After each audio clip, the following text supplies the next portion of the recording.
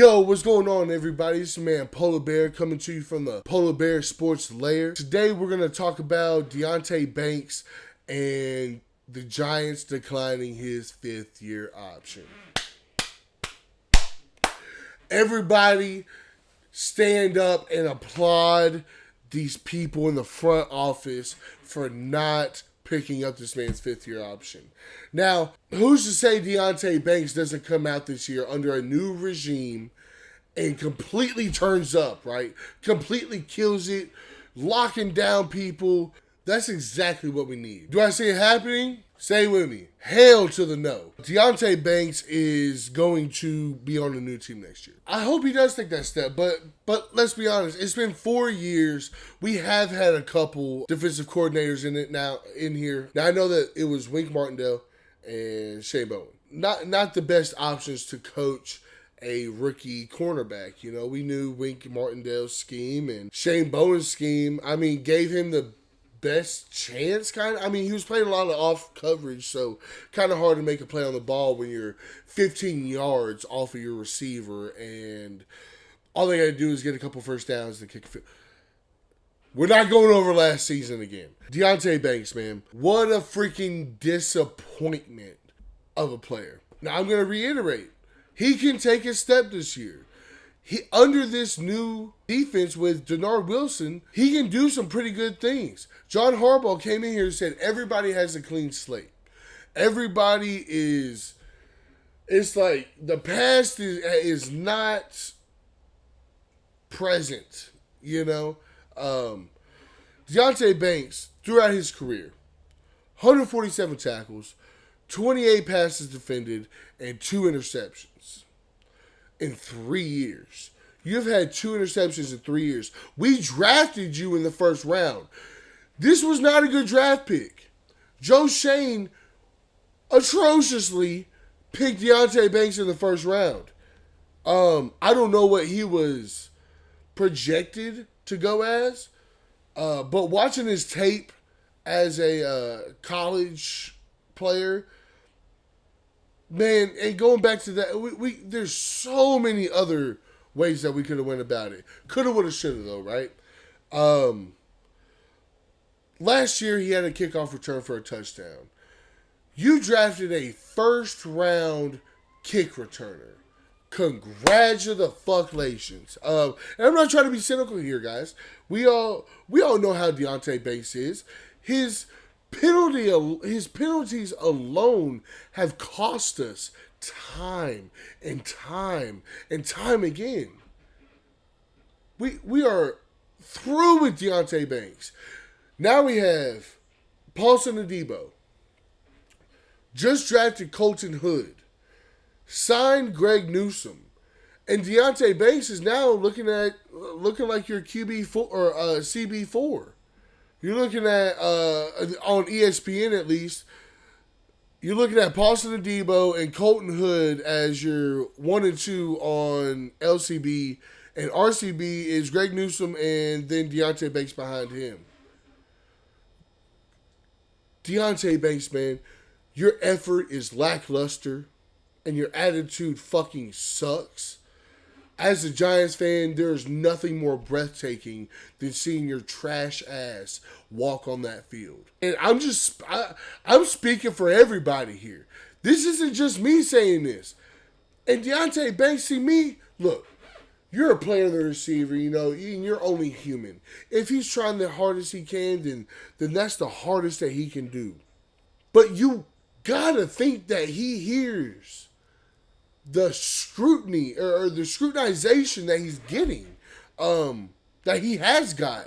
His rookie year, everybody was like, okay, you know, people were saying banks are closed on Sundays and getting hyped for Deonte Banks. He made some plays here and there, you know, but I mean, besides a spotty career, he's been shit, man. So I think that we still need another CB. Unless he takes that step, man. So the Giants declining his fifth-year option, right? What is the fifth-year option? It's a mandatory team-exercised option in the contracts of all NFL first-round draft picks that extend their 4-year rookie deal by a 5th year. It guarantees a player's salary for an extra season, which is calculated based on performance during their first 3 years.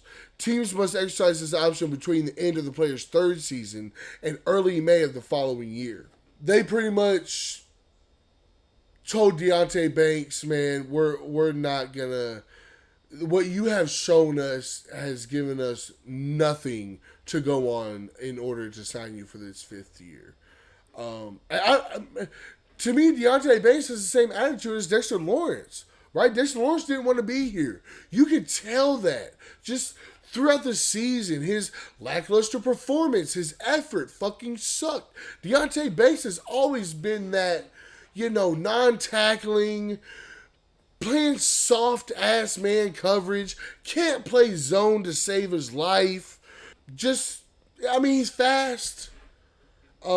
He's, to me, undersized. Shit talker. Just seems like a young kid that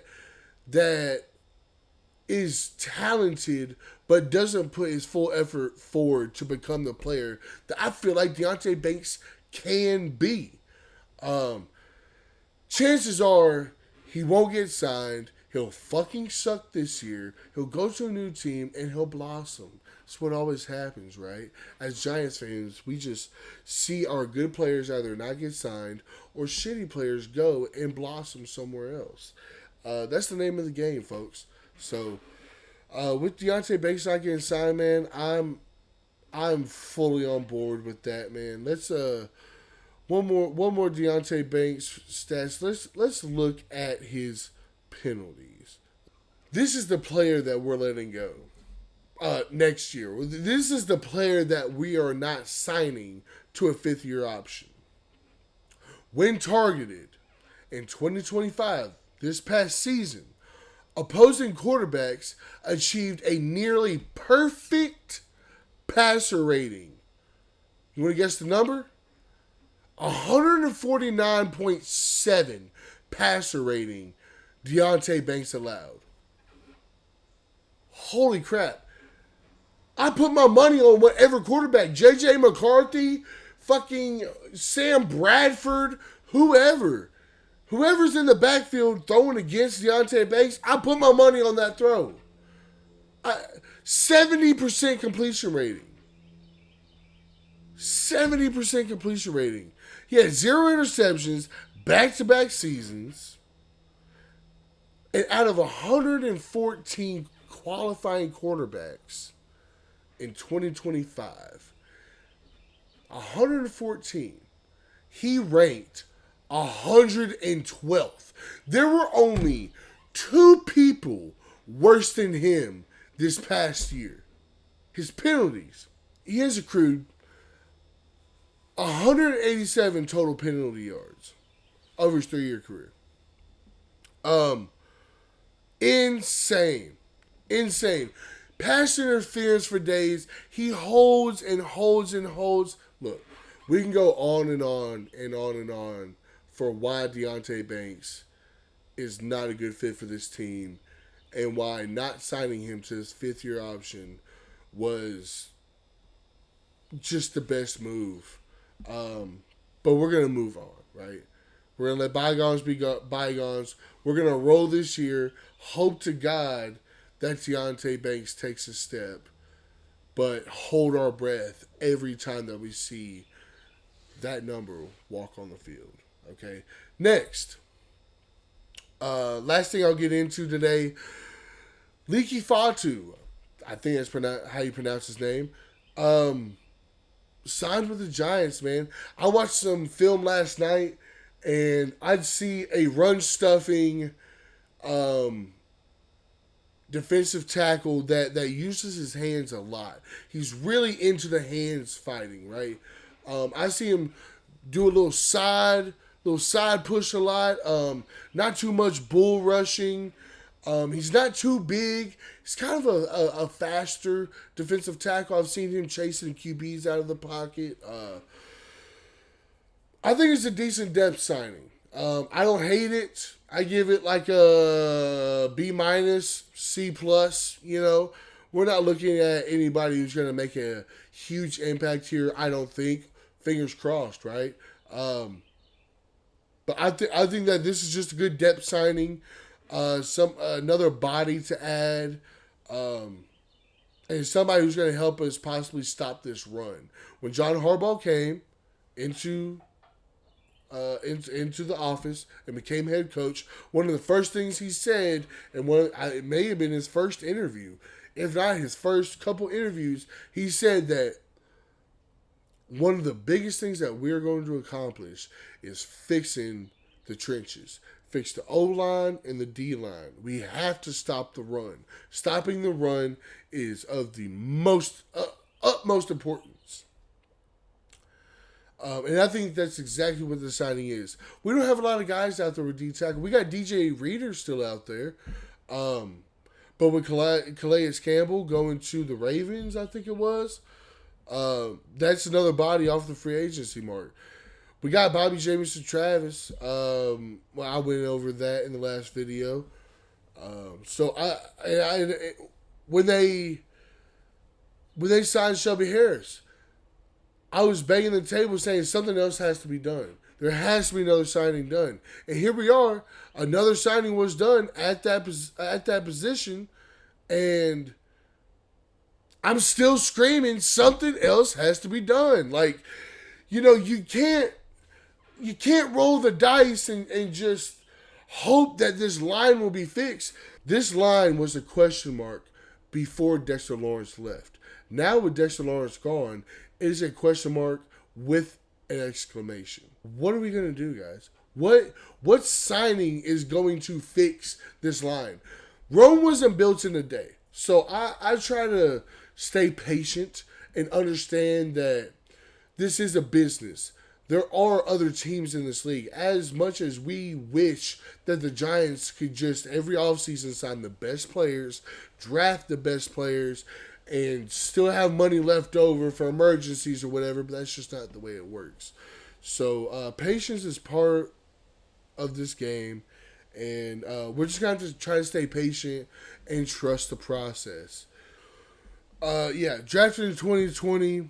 In 2020, he had 6 solo tackles, then 8 in 21, 13, 15, 1, 3, 0, 3.